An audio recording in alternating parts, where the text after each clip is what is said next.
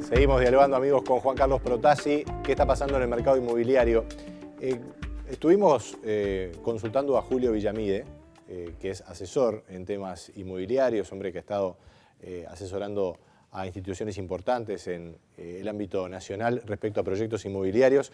¿Cómo está viendo él justamente la situación del mercado inmobiliario? Lo entrevistó Martín Villano, de la producción de Claves Económicas.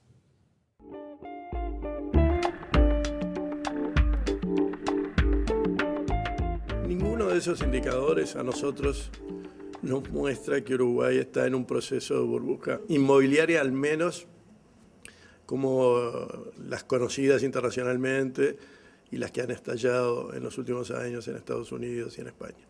Lo que sí ha habido en Uruguay es un fuerte proceso de concentración de las nuevas construcciones en zonas geográficas pequeñas y atendiendo a un solo segmento de la demanda. Y básicamente Montevideo de la Costa y en el resto del país Punta del Este. Es decir, esos han sido los grandes concentradores de la promoción privada en estos últimos años. Y se sobreactúa no porque los promotores sean perversos, sino porque ahí se concentra también la demanda. Y hemos tenido una demanda agregada argentina importante en estos últimos años que se va aquí y en cualquier parte del mundo, siempre va a los buenos sitios de los mercados, a los mejores sitios de los mercados.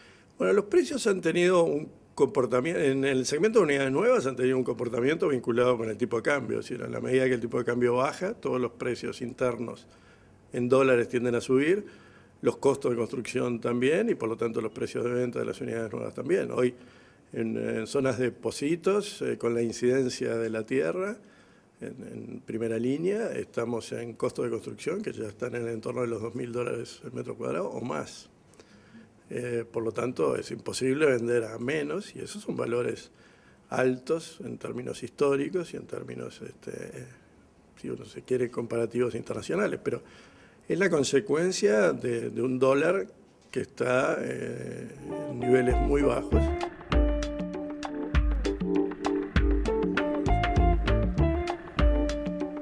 Bien, la visión de Julio Villamide. Juan Carlos, bueno, muchos puntos, ¿verdad? Muchos de coincidencia, porque en realidad aquí y en Claves Económicas ciertamente no nos caracterizamos por golpe de efecto. Cuando la gente habla de burbuja hay un cierto alerta. Quedó claramente explicado en la primera parte de la entrevista que estamos hablando de un ciclo de precios altos, de burbuja, pero no fundamentado en temas de crédito, sino en temas macroeconómicos. Y al final de la entrevista, Villamide hablaba de los costos. ¿Cómo lo ven eso? Bueno, yo creo que el problema, uno puede decir, bueno, tengo una burbuja inmobiliaria o tengo una burbuja del tipo de cambio. Ahí está. O sea, nosotros en este momento tenemos una burbuja porque digamos, las burbujas de cierto modo pueden estar relacionadas y lo están de hecho. Es decir, yo puedo hablar de una burbuja inmobiliaria o puedo hablar de una burbuja de tipo de cambio. ¿Por qué puedo hablar de una burbuja de tipo de cambio? Y porque el Banco Central está ganando reservas y porque el precio del dólar está bajando y todos los precios en relación a él están subiendo.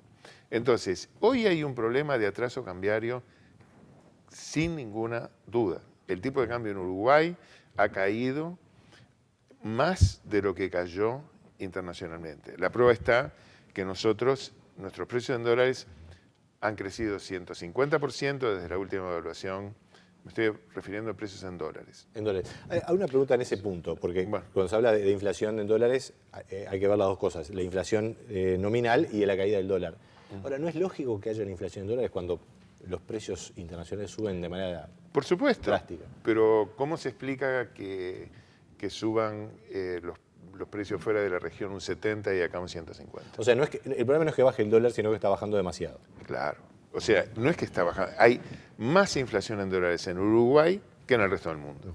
Excepto Brasil, tal vez. Excepto Brasil, con quien, sí, efectivamente Brasil aumentó sus precios en dólares más que Uruguay. Pero nosotros hemos aumentado los precios en dólares mucho más que el resto del mundo. Interrumpí, ibas con un razonamiento, entonces, sí.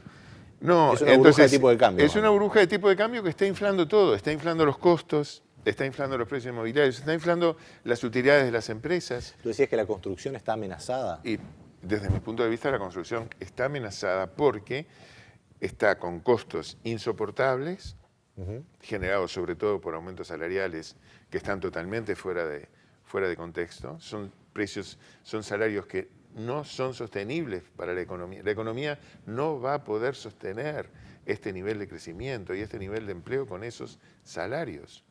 Porque si nosotros tomamos desde el 2005 para acá, la economía creció un 46%. La productividad creció un 24%, la productividad laboral.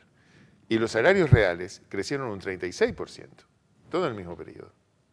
Entonces, no puede haber un desfasaje tan grande de salarios con productividad, porque eso hace aumentar los costos laborales con los cuales el país debe competir en el exterior. Pero no solo los costos para competir en el exterior, también para producir internamente viviendas. O sea, hoy las empresas constructoras tienen la amenaza de que o bajan la calidad o reciben un subsidio del gobierno, o si no van a tener que parar de construir, porque no van a poder trasladar ese costo al mercado, porque no va a haber demanda para esos precios. Vaya punto que has tocado, porque efectivamente estamos en una encrucijada en la cual hay una agenda de proyectos de construcción, no vivienda, de infraestructura muy grandes en el sector privado, de la planta de celulosa, eventualmente el proyecto minero y otros proyectos que están generando una demanda por construcción y a nivel laboral enorme, y al mismo tiempo toda una agenda de vivienda con un proyecto que ya aprobó el Senado y se está por aprobar en el Parlamento para efectivamente darle una promoción impositiva a los proyectos. ¿Pero tú te parece que con eso no alcanzaría? No, con eso posiblemente alcance, pero vamos a tener que pagar todos eso. Esa es la pregunta, es decir, porque esos subsidios alguien los va a pagar. ¿Quién los va a pagar? Juan Pueblo. Sí, es una renuncia fiscal como se ha hecho con... Es una renuncia fiscal. Entonces, es una renuncia fiscal porque hay un problema central en la economía que es el atraso cambiario.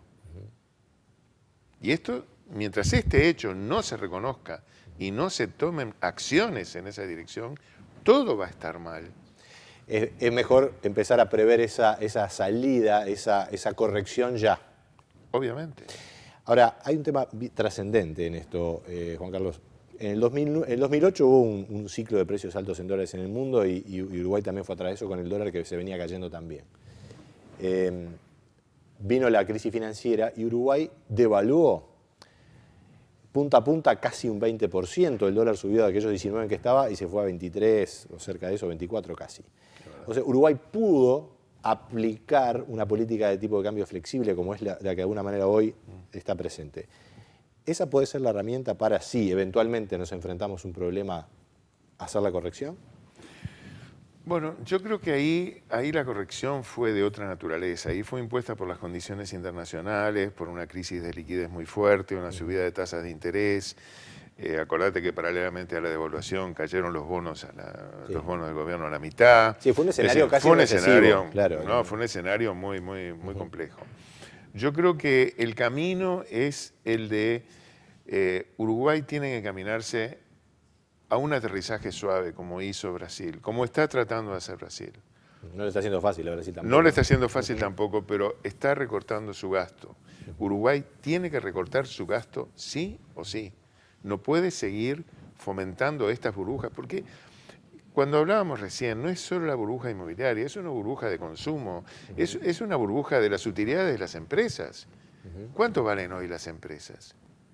Si nosotros multiplicamos las utilidades de las empresas, se han incrementado también en dólares. En dólares. Y no estamos diciendo hay una burbuja de las empresas. Es más, yo creo que las empresas tienen el timbre bien aceitado por si viene alguien a comprarlas, para tratar de venderlas, porque estamos en una encrucijada que nos vamos a estrellar. En algún momento esto no va a ser posible seguir creciendo. Hago la misma pregunta que le hacíamos a Jorge Caumón y a Javier Adeo hace algunos programas. ¿Estamos en un escenario que puede ser de crisis, de rompimiento o de corrección eventual en los próximos años o en el próximo año? Porque esto, mientras Estados Unidos siga con la tasa de interés tan baja, evidentemente que el escenario no va a cambiar demasiado. Claro. No sé cuál es tu proyección al respecto. Pero... No, yo no veo un escenario de crisis. No veo una crisis. Pero veo un escenario en que la producción le va a costar mantener un nivel de actividad. Nosotros vemos un agro que está creciendo muy poco o nada, una industria que está creciendo también muy poco o nada. Estamos viendo problemas en la construcción para poder trasladar esos aumentos. Es decir, es insostenible este aumento de costos versus la productividad. ¿Tú sabes cuánto cuesta un metro cuadrado en Santiago de Chile? ¿Cuánto cuesta? $1.200 en un barrio como Las Condes, que es un barrio distinguido. Sí. Lo que puede ser que aquí un Pocitos o Carrasco. Carrasco. ¿Cuánto cuesta un apartamento a estrenar en un barrio lujoso de Santiago? $1.500. Acá estamos hablando del doble, pero del doble en calidades que no son para nada aceptables. Claro. Si queremos un apartamento de mucha calidad, de mucho nivel, tenemos que ir a pagar $5.000. O sea, ¿y vamos a decir que Santiago no es un país desarrollado? Están planteadas las cuestiones, seguramente vamos a tener oportunidad de volver, porque esto está muy dinámico, de volver a dialogar contigo. Juan Carlos Protasi, muchas gracias por estar aquí en Claves Económicas y seguimos en contacto. Bueno, ya volvemos con los temas del agro, qué pasa con los tributos en el sector rural.